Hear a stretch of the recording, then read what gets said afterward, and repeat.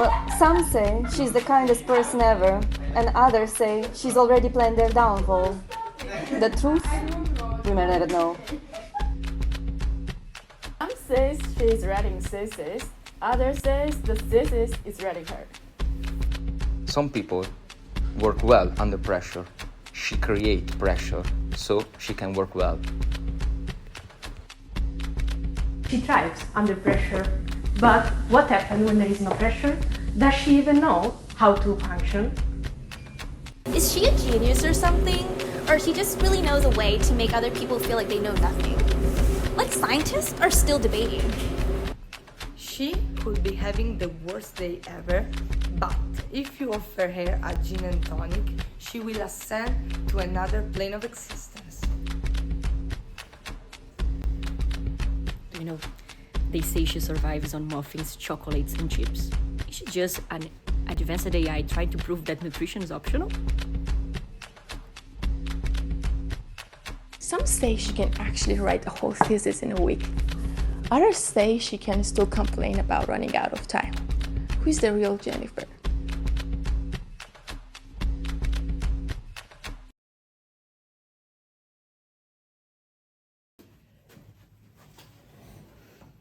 Hello, Jean. Thank you for coming. Hi, Anna. Hi, Angelo. Hi. Thank you for coming. You're welcome. Thank you, Julia, for being here. Thanks for having me. Hello. Hello. Thank you for coming. Pleasure. Hello. Thank you so much for coming. Oh, of course. Thank you, Jeffrey, for coming. Thank you for coming, Matteo. Thank you for inviting me. Hello. Hi. Hi. Thank you for having me. So, who is Jennifer Hong? Jennifer is an amazing colleague, Indonesian girl with Chinese origins, studying at the University of Groningen, her PhD. And almost, I think she's done, right? My rock. She is my rock. She is my go-to person for everything in life. Whenever I'm sad, whenever I'm happy, whenever I'm angry, I think any kind of emotion, I love sharing it with her because she's so kind and so empathetic. She's always listening to me. Yeah. A special human being. She's a very good friend. For me, she's a good friend. Oh my God, who's Jennifer? She's very nice. Jennifer is a friend, is a colleague, and a really nice person. I think she's quite famous in our department. I don't need to give more details to introduce her. I think basically everyone knows her. Is my parents? Jennifer Hong. Wow, she's my lovely office mate, lab mate, and my lovely colleague. Who's Jennifer? Jennifer is I would define her as the wedding planner of the group because, she's amazing at organizing everything in her life, my life, whatever people's life, from the coffee to the lunch to the group activities to, cycling to the city center. So, yeah, I would say that's the definition of her in my mind. What was your first impression of Jennifer? Oh, well, the first impression of Jennifer goes very back in time, and it's funny because it doesn't match at all the Jennifer I know. So that's very interesting because as a student, so I met Jennifer when she was a second. Maybe I met her during the first year, but I was teacher of her when she was a second year bachelor. And she looked sort of diligent student, asking a lot of questions, but she also looked a bit like superior. When she was walking around, she was a bit of an attitude. And I know Jennifer as a warm, very social person that easily connects, but at that time she was, maybe because she was young and in a new environment, she was very different. So I found that very funny. The first impression, I don't know. I think that at the beginning we didn't talk that much because I was more in my Italian shell. But then at some point we start talking during the lunch break or whatever, and yeah, mostly at the parties, I would say. She's always very kind and polite. Like, she was one of the first to welcome us and accept us to the group. I remember the first time that I went having lunch with them, and I just arrived to the Netherlands, so basically my level of English was even lower than the one that I have now. And she was speaking so fast in this American pronunciation, and I was like, all right, you need to repeat it at least 2 times, girl. And that's, that's the first impression. She was really kind. She's willing to help people, and she is with high heel, always, almost. I can hear the sound to say, oh, Jennifer is coming now. And she was really nice. I even considering electrochemistry just because of her. My first impression was a gorgeous looking bundle of joy and life and energy and positivity, all of that together. Yeah. That she knew a lot about pop culture, like all the trivia. So for me was that she's really organized, she knows what she's doing, and she clearly has a plan for her life. Yeah. She looks like, I don't know, I was scared. I was a bit scared of her because she looks very serious, very dedicated, you know? So I was, wow, let's see. I don't know. But, I mean, at the end, never judge a book from the cover, right? But should I look there or? To us. Okay. Okay, I will look at that. Okay. I think, how to say? She looks like a really knowledgeable person. Yeah. And then very determined in everything and ambitious. So, what was her PhD about? Something chemistry connected. I honestly really don't know. So I know that she was always fighting with a Jenny for the HPLC measurement. So I would say that her PhD is about this. Yes. I guess something about nickel boride, if I'm not wrong. I never heard about it, just 100-200 times, something like that. Surviving with 2 people with strong characters that are very different from each other, and still managing to do it into something very successful. Something about chemistry, like catalysis, electrocatalysis. So it was about nickel boride catalysts. She was synthesizing them, and then she was looking at their catalytic property, water reduction, something with catalysis. Nickel boride, sorry. Solid state synthesis of nickel boride and applying this for HMF oxidation and fighting HPLC bookings. Nickel boride! It's the only thing she has been talking for, I don't know, since I've met her, I don't know, 3 years, but no, 1 year and a half. So nickel boride as an electrocatalyst for doing very different stuff. It's about the nickel boride.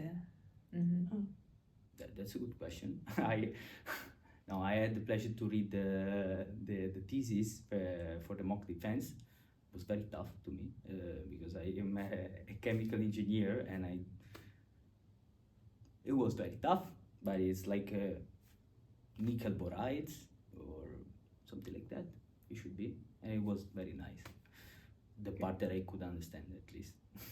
Would you describe her as a mentor, a friend, or an unpaid project manager who controls the group's life? I would give my life to her, and she can do whatever she wants with my life. That's my answer.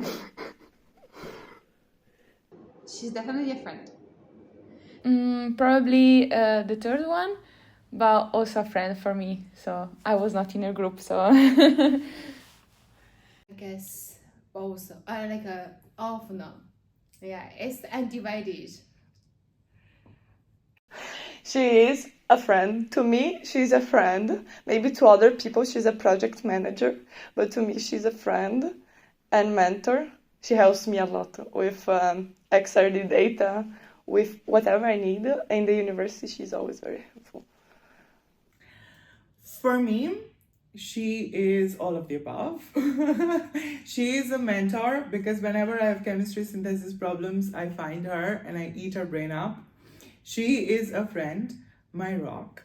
But she's also a very good manager. She loves organizing things. She's total micromanagerial over this. So whenever it comes to organizing something, she's also my first go-to person. On 3 of them, is it valid? Okay, 3 of them, yes, all the 3 answers. I would say a friend. Jennifer. She organized the group activity, yeah, and also the group meeting. I think the last one, but might be wrong. If you had to describe her PhD journey as a move genre, what it would be?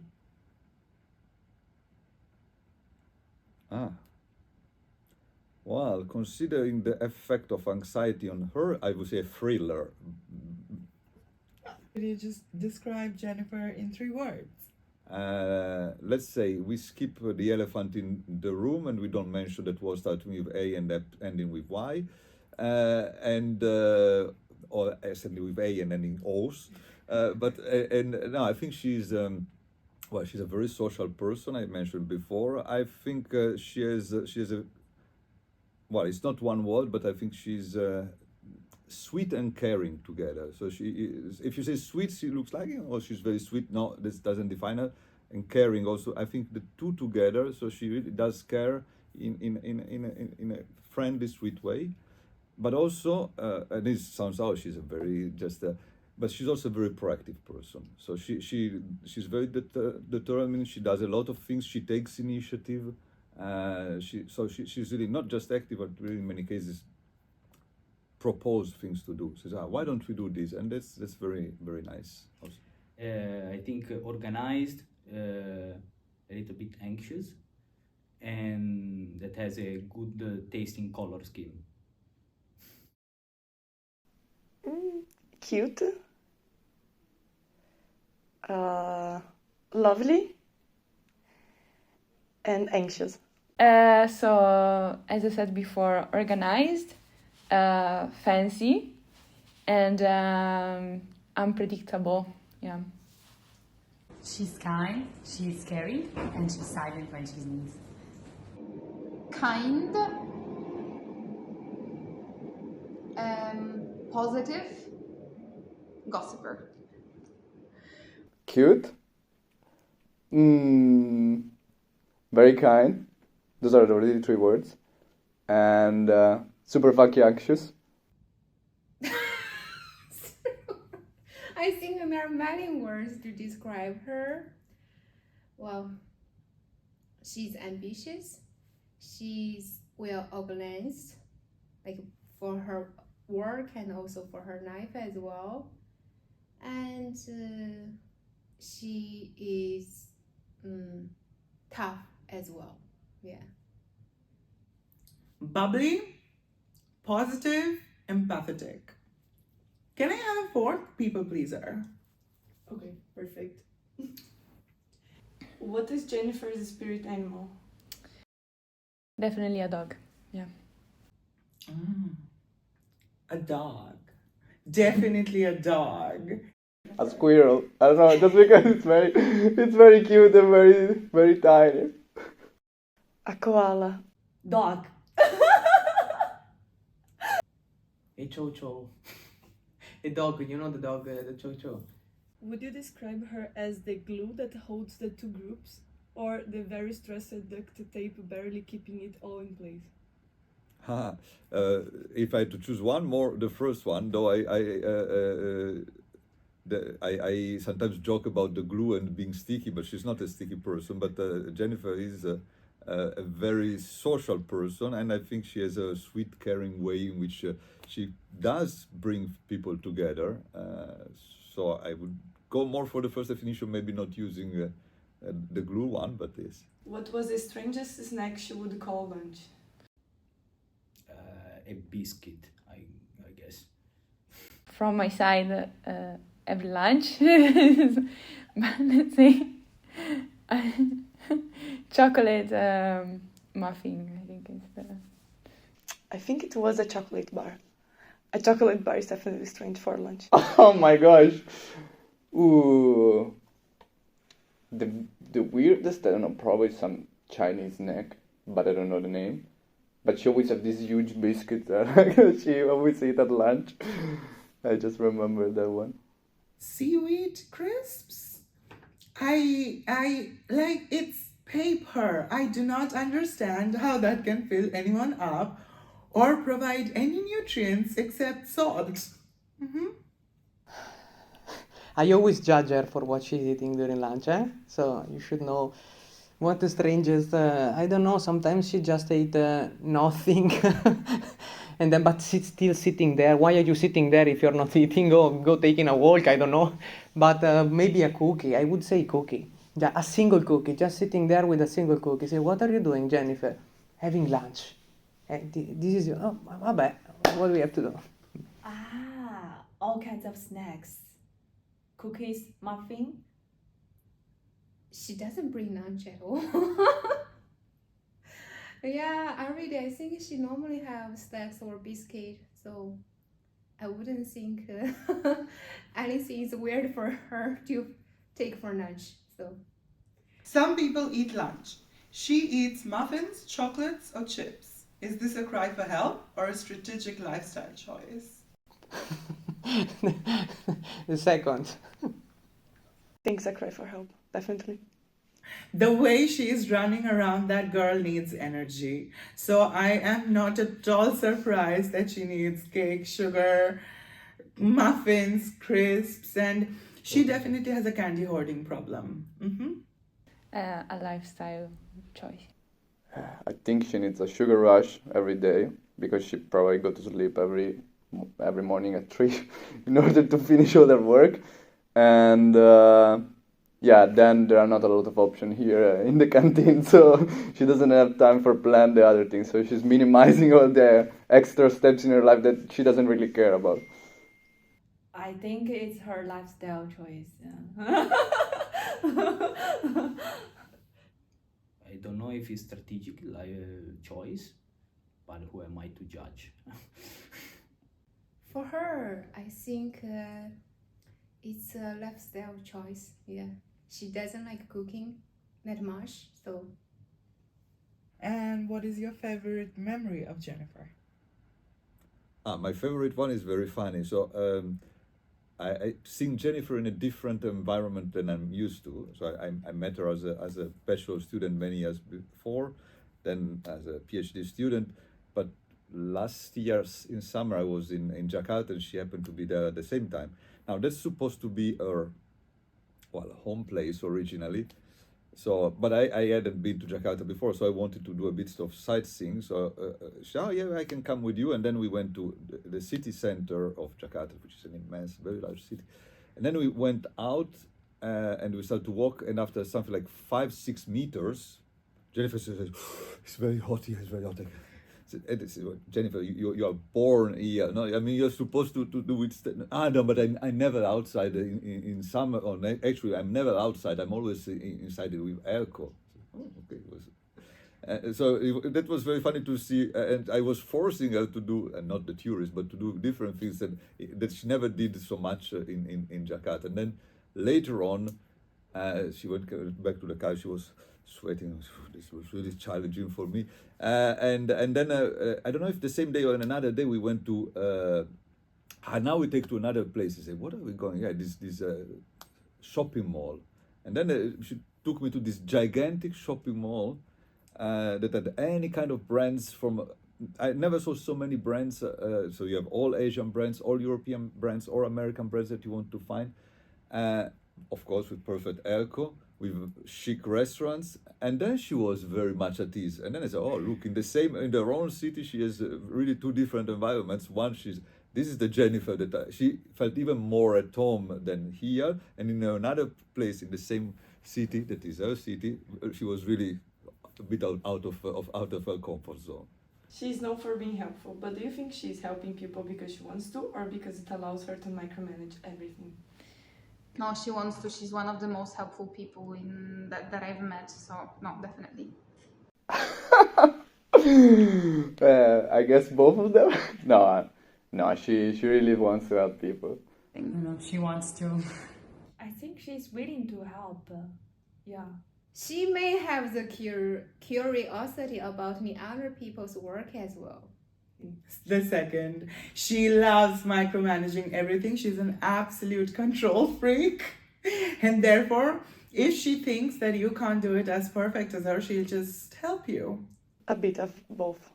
A bit of both, because I think she loves micromanaging.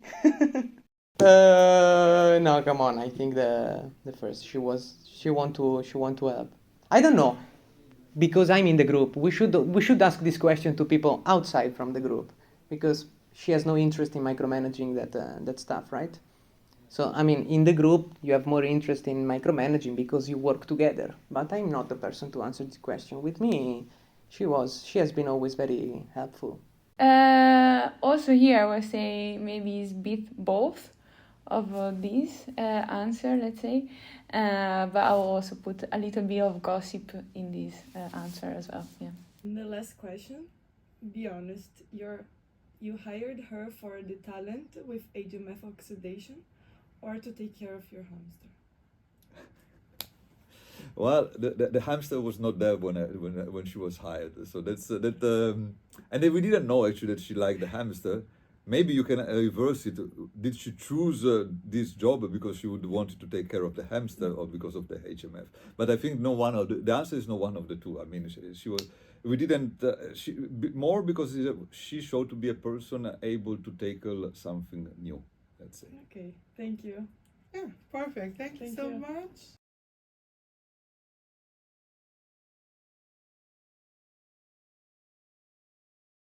Hey Jennifer, congratulations on this amazing achievement, and especially on finishing a PhD that involves HMF, which I know is not that easy.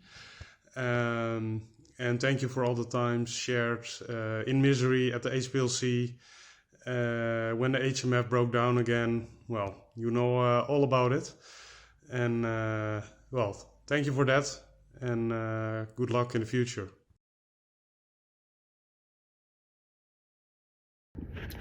Hey Jennifer, while waiting for you to take you for your graduation present, I took the time to record this video for you, and I would like to say how grateful I am for having you in our group. And while people say that you are the kid of two divorced parents, being me and Paolo, I would like to say that you were that special kid that benefited from the two groups and put together the science and the expertise of both of us, and you are the liaison between me and Paolo, and you did it so well, and I'm very grateful for that.